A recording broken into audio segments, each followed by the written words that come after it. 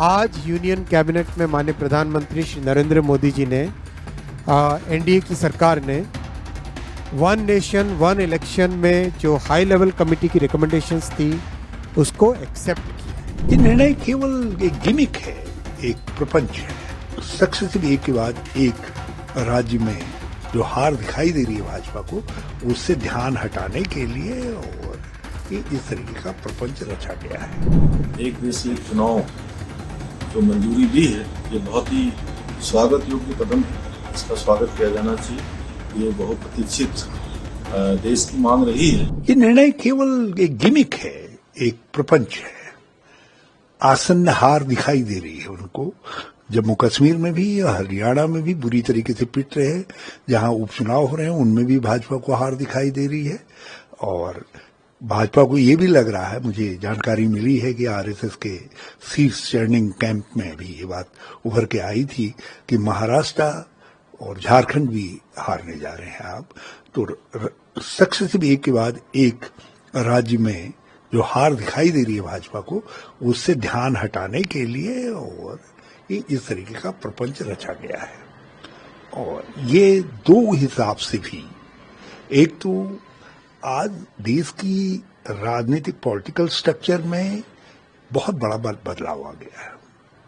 ये पहले जब ऐसा चुनाव होते थे वो स्थिति आज नहीं है। आज कई जगह मिली-जुली सरकारें हैं, कई जगह क्षेत्रीय दलों की सरकारें हैं, अलग अलग भिन्न भिन्न मतों की सरकारें हैं। और उन सरकारों के अपने तरीके के एजेंडाज हैं।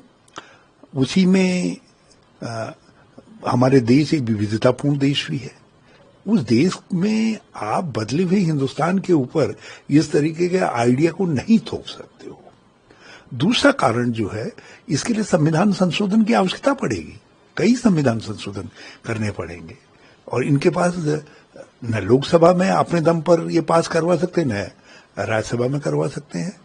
तो इनको दो में से स्थिति, इनको ये लग रहा था कि एक के बाद एक राज्यों में यदि हम चुनाव हार जाएंगे तो हमारी जो कोलिशन गवर्नमेंट है वो भरभरा करके गिर जाएगी।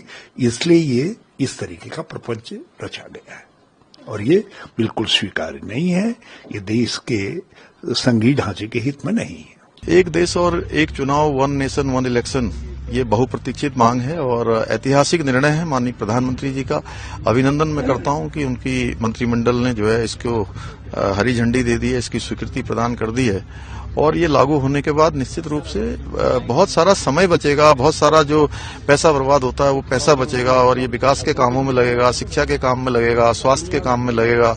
और सबसे बड़ी बात है, बहुत समय की बचत होगी, क्योंकि बार बार आचार संहिताएं लगती हैं, बार बार काम रुक जाते हैं, मशीनरी ठप हो जाती है। कभी लोकसभा के इलेक्शन होते हैं, विधानसभा के होते हैं, कभी नगर पालिकाओं के और निकाय के होते हैं, पंचायतों के चुनाव होते हैं। कई बार आचार संहिता लगने से बहुत काम प्रभावित होता है, जो और समय की बर्बादी होती है। देखिए, कोई भी अच्छा काम होता है, मोदी जी कोई भी देश के लिए अच्छा काम करते हैं तो उनका प्रश्न चिन्ह लगाना स्वाभाविक है, क्योंकि उन्होंने इतने लंबे कालखंड तक देश के अंदर शासन किया है और कोई भी अच्छा काम नहीं किया है। प्रधानमंत्री मोदी जी ने जिस बात को बोलते हैं, जो चीज धरातल उसको धरातल उतारते हैं। हमारे घोषणा पत्र का पक्ष था और रिपोर्ट जब जमा हो गई है कमेटी की, तो निश्चित रूप से कैबिनेट में उसके डिसीजन के बाद बहुत जल्दी देश के अंदर ये कानून लागू होगा। सर्वाधिक जगह हमारी सरकारें हैं। 18 राज्यों में एनडीए की सरकार, 13 में अकेले भाजपा की सरकार है। हम चिंतित नहीं है, एक दो राज्यों वाले क्यों चिंतित हो रहे हैं? श्रेष्ठ उत्तराखंड पर खबरों से जुड़े रहने के लिए चैनल को सब्सक्राइब और लाइक करें, बेल आइकन दबाएं और देखते रहें श्रेष्ठ उत्तराखंड।